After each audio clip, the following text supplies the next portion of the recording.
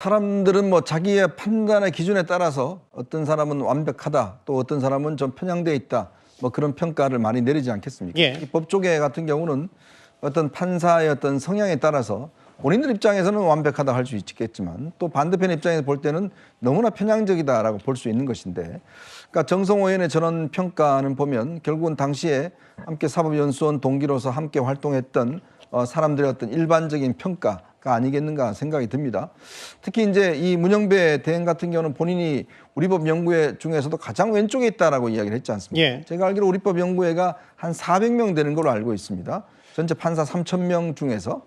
그러면 우리법 연구회가 그나마 이 법관들 전체에서 좀 왼쪽에 있는 분들이 모여 있는데 거기서도 제일 왼쪽이라고 그러면 글쎄요. 전체 법관들 중에서 가장 왼쪽에 있는 분 아닌가요? 예. 이제 그런 분이 지금 헌법재판소장 대행을 하고 있습니다. 그러니까 그게 이제 우리 국민들이 가지고 있는 불신의 영역이죠. 그러면 사실은 제가 보면 그동안 헌법재판소 87년도 생긴 이후에 예. 이렇게 재판관에 대한 어떤 이 사상적 문제 뭐 어떤 이런 문제 가지고 이렇게 큰 논란이 있었던 적은 없었던 것 같아요.